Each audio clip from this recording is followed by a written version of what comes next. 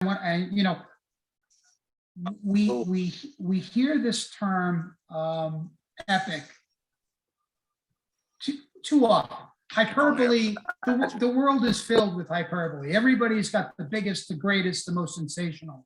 But, hat in hand, I got to tell you guys, given my history with the Olympic class, and by no means do I consider myself an expert or historian. I mean, even in my book, I wrote it from a perspective of an explorer, not a historian. I'm not an academic. I don't profess to be. That doesn't detract from my passion. I think every one of us here and anybody who's listening to this is going to be passionate. Absolutely. So coming in 2006 to Britannic after having been on Titanic the year before, I was eyes wide open, excited, because here was an Olympic class liner I could dive. As exciting as it was to be on Titanic, it was like space flight. It was surreal in every aspect. And although it's still an incredible memory and something that I recall with beyond fondness, it was the adventure of a lifetime. When I partake in the future here before it deteriorates to nothing, but Yep. No, well, so going inside Britannic now, through the last 12 years, I've had the opportunity to go into Britannic, but it was always like surgical. And what I mean by that was, we wanted to follow up on Richie Stevenson's discovery of the fireman's tunnel and the door being open. And it was just one breadcrumb after another going, well, if this door is open, what about the next one? What about the next one? And, it kind of lends itself to why, despite having higher bulkheads and supposedly being even less prone to sinking rapidly, let's just put it that way, Britannic sank nearly twice as fast as Titanic. Right. So that's why I say surgical. This year's expedition, we were given carte blanche. We were allowed to go anywhere we wanted. And, with a team of some of what I believe to be not only the most experienced Britannic divers, Richie Stevenson, Eduardo Pavia, these are guys that have been diving it longer than I have. Richie Stevenson dove it with Loyal Watcher, back in the 90s on open circuit, for God's sake. So, you have a wealth of experience. And again, with the heart of an explorer, we were passionate about what we were doing. We didn't want to go there as tourists. So, and again, given the level of experience of this dive team, everyone came there with the requisite skill set to go inside the wreck and, again, get images. That was the purpose. The purpose was twofold. Number one was obviously images. It was about getting video and stills, and every diver was armed with both, either video and or stills, and every dive team had redundant camera systems, and we even fitted small, I can't remember the name brand, but they were basically head-mounted cameras, like a GoPro, basically, to catch even other images, because guys like Ken Marshall, Park Stevenson, Bill Sauter, and of course the ship's owner, Simon Mills, are going to just continue to tear this footage apart. And what I mean by that is, when I go inside a shipwreck and I'm deploying a reel and I'm, how dare I worry about self-preservation? I may not see the forest for the trees, meaning my camera and my head is looking in forward, but my eyes are actually down as I'm doing something with my hands or looking at a gauge. And in that moment where I turn my head, they'll see something. It could be an artifact, it could be a feature, just incredible stuff. And everybody else is seeing it as well. Exactly. And so this was paramount, was to make sure that every dive was recorded in spades. From the minute we ran cameras, from the minute that we could see the wreck. So like, some days we had a bit of a current and conditions topside where it took almost 6 minutes to get to the wreck. So these head-mounted cameras would be recording all the time, but we wouldn't actually turn on our big cameras till the wreck came into focus with our eyes. And the reason for that was simple. For people like you, people like Bill Sauter, to be able to watch the footage and then situate themselves on the shipwreck and understand where they are, where we went in, and follow that path, if you will. So to give you like the highlight for me, well, let me give you a big overview first. The big overview was we planned on 10 days of diving. We got 7. We got 7 days inside Britannic, which is almost more than I'd ever gotten in my collective years diving the wreck. So there's a lot to be said about going in September. That's one thing right there. And of course, we got lucky. The wind blows when the wind blows. So we got lucky. We also were blessed with Giannis having Kia Divers as a fixed asset, meaning we've got a Greek boat, we got Greek ribs. We didn't have to, the logistics were less on us as a dive team for the first time ever. Eduardo Pavia still came in from Rome with a lot of the consumables, gases and tanks and stuff like that we needed. But logistically, it made our work simpler. And so therefore, we were able to utilize our time in Kia to do what we were there to do, go diving, not get ready for going diving, prepping for diving, sorting equipment. I'm there being wrecked. Yeah, exactly. And so, as you can well imagine, I'm sure, I know Mark is well-versed in Simon. He was there front and center, and he had his, 29 pages of wish list. The white paper doesn't show up very well, but he wanted us to go here and here and here and here. But then he would say, it's up to you, go where you want because you're the diver and I don't want to put you at risk. But I'd really like if you would go here and see this. So of course, one of the very first things we needed to do, and we all did this in honor of Carl Spencer, was to confirm that the Marconi radio tuner was still. Is it still down there? I can confirm, and we were able to. I can't share any images, but it is still. It's still in a place. No, I'm sorry. There's nothing I can share with you, short of where we went. I could talk a little bit about the Marconi because that was obviously known about. But we did make a number of incredible discoveries. At least 2 or 3 of them, which have not even been seen or located on Titanic. So this is really, really that's huge. Big, yeah, outstanding stuff. Really outstanding stuff. And but so you can't share with us to the fact that the Marconi gram still exists though down there, right? Oh, I can tell you that the Marconi is at this point, at least when we were there, was still stable, and hopefully. The powers that be next year will all come into play to allow us the next phase, which is recovery. Now, do you know not they plan to recover the one off Titanic? Because I know there was talk, there was great talk.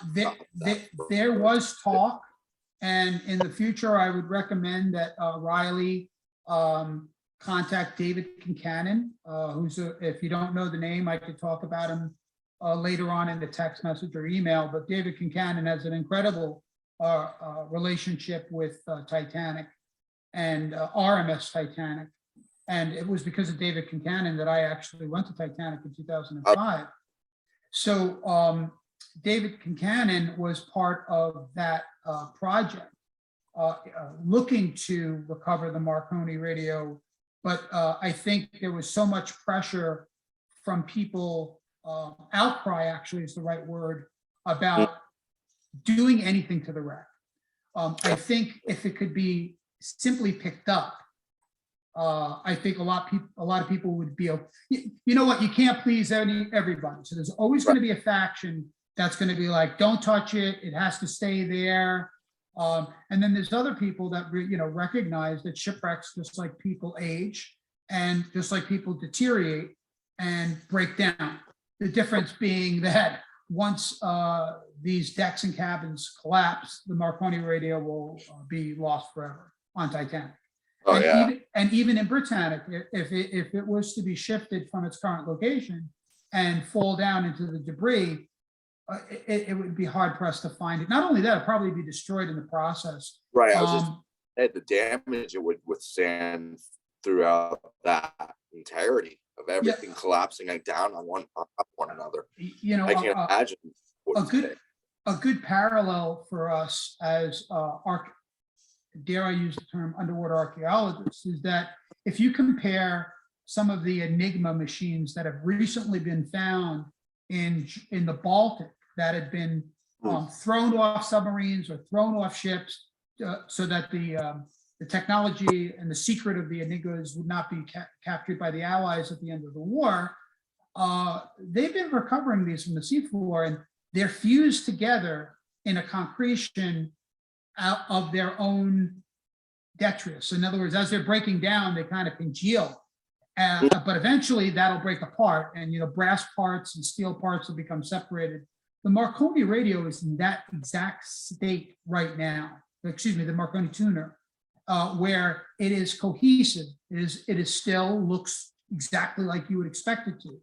But we believe that for recovery purposes, we need to, dare I use the word, shrink wrap it in place. We need to protect it, because even the act of picking it up and putting it in a styrofoam lined box and just jostling it may be enough for it to come apart. So there's a very, very fragile aspect to the recovery of many of these objects that we have located. But since I've only got a few more minutes, I want to give you guys something that I think will help you understand not only the team's passion for this project, but how incredible it was. So one of the things that has always just attracted me and drew me in from the day that I saw it was that on the E deck of Britannic, on the port side, is an open shell door. And it has been confirmed now that this was a door that was opened most likely by the engineers that were the last people to leave Britannic's engine room. And the reason why it's been confirmed is because we've traveled down it, and I can tell you that the door didn't accidentally open. It was opened and locked open. And of course, they would not have done that in transit. That door would have never been opened, being so close to the water line.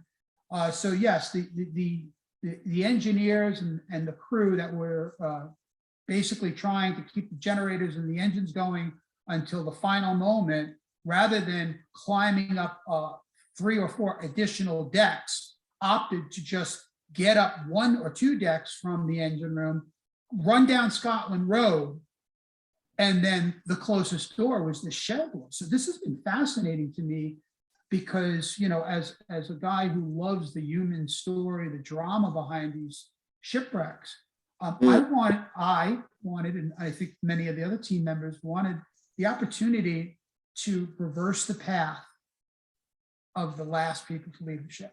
In other words, follow their path back to the engine room. And that is exactly what we did. And filming it, I get goosebumps. I know you can't see it right now, but I still get goosebumps, because my heart was just pounding. Not because it was a scary dive or a super dangerous dive. I was just so stoked to know that my eyes were looking in places that had last seen daylight, in 1916. It's like, and my light is now illuminating this space. And so we dropped down and descended until we got to Scotland Road. And at that point, we became neutral. And of course, Scotland Road was on its side. It's like that. And, there's doorways above us, doorways below us.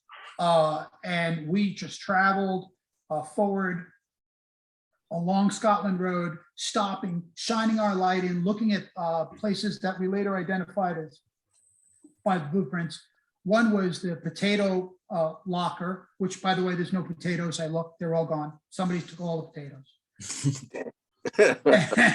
And other rooms that were incredible and way intact were the men and women's lavatories. We saw them, as well as the engineer's washroom. We saw the engineer's lounge.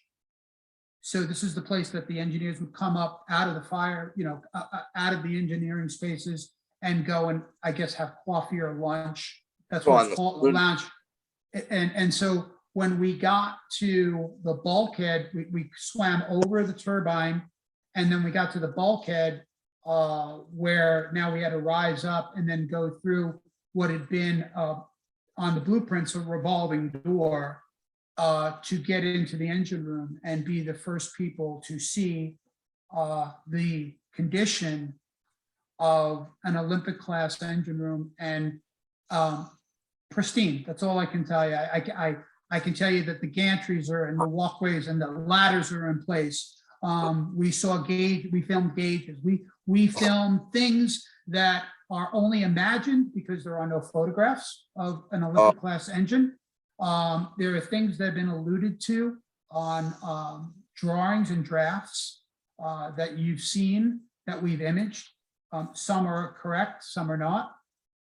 And again, I can't, I hate to say it like this, but I'm working with and for Simon Mills. I'm working with and for the Discovery Channel, who granted us a lot of money towards this work.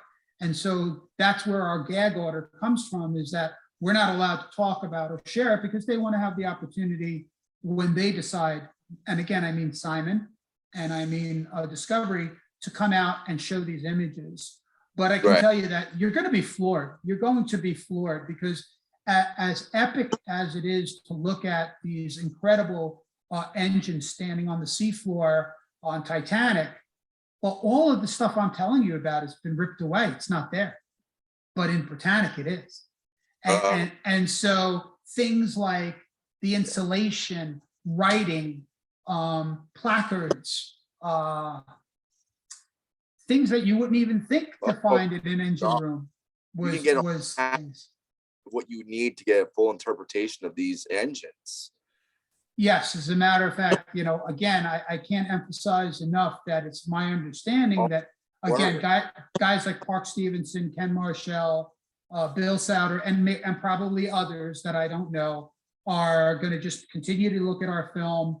Guys like Park Stevenson, who's really talented with CGI, is going to just continue to build it up. And the reality is the imagery. That's the reality, is looking at the film.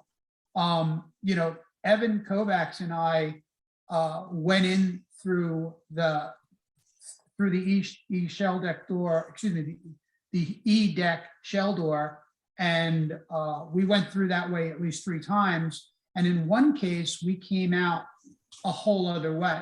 So we did what we call a transit. We went in one way and came out another, which was epic to guys like us, because it's just like, we're swimming through the ship the way the crew would move through, and cognizant of the fact that no one had ever been there before. When you look at the video, you'll understand exactly, or let me rephrase, when you see the video, you will understand what I'm talking about, that there's absolutely no doubt in our minds that many of the things that we have seen have never been seen since the day the ship sank. Wow. And there's good news and bad news. Good news is everything's so intact. Bad news is there's signs, as you can imagine, of advanced deterioration. Shipwreck's over 100 years old. And it's close to the surface. This year, I'm going to have to wrap it up, guys. This year, every one of us went out there with our hearts in our hand and our throat, because every year we go out, that first dive, we don't know what we're going to find. We don't know if we're going to just see the whole wreck collapse down to the seafloor, which is its ultimate destiny. If you look at a wreck like Lusitania, which yes is shallower, yes is in the Atlantic, and was subject to not a higher salinity rate, but certainly to sea surge, huge ocean waves, that don't happen in the Mediterranean, certainly don't happen in the Aegean as they do in the Atlantic. So that's one thing that the Lusitania was subject to, but also depth charging during World War I and World War II. Fortunately, Britannic seems to have evaded that tragedy. Nobody dropped any depth charges on it to blow it up. But I'm telling you, it is a mathematical certainty that eventually Britannic is going to biologically implode. She's just going to get to the point where her girders and her beams can no longer withstand gravity and collapse. And all of the images that we took will be the only, the only record of what these great ships look like. Because as you guys know better than I do, no one ever took a film camera and walked through Scotland Road. No one ever took a film camera and swam into the turbine room or swam into an elevator. Where all of these images are now captured, albeit 100 years underwater. But when you see railings, stairways, gauge panels, mechanical equipment, placards, all of these things that are still in place, it's just incredible. Lights, lights with light bulbs in it. That's another thing that I get such a kick out of the silliest little things. That here's all these cage lamps in the engine room, and the light bulb is still inside, which probably means it's dry. If you could raise the ship and power it up, the lights probably could still light up and everything. That's well, the joke was if somebody had just flipped the switch, it's like, did you find the switch? So I'll give you the credit of each of you one question, short one, please, because as I said, I really have to go. Okay, well, I had two questions, so I guess I'll just ask you this one. What does somebody like me, who's very adamant and or if not passionate about doing what it is you're doing, diving to the wreck sites of these beautiful ships, what do they have to do to get on board with such things like that? Well, I guess everything starts with the first step, and the first step is become a certified scuba diver. Okay, or if you're very, very wealthy, you can charter a submarine. But again, much like I was telling you about Titanic, once you get into a submarine, it's exciting and it's wonderful, and you know that the wreck is only a few feet beyond.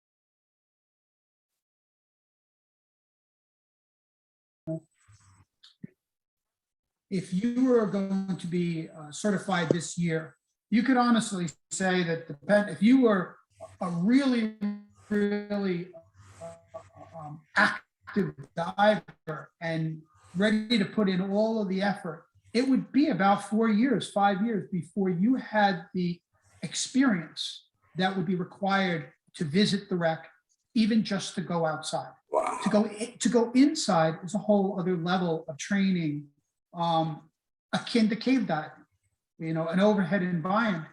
So I would say that for you or anyone who wanted to explore shipwrecks like Britannic, you're looking at a sizable period of your life. Now, I've been doing it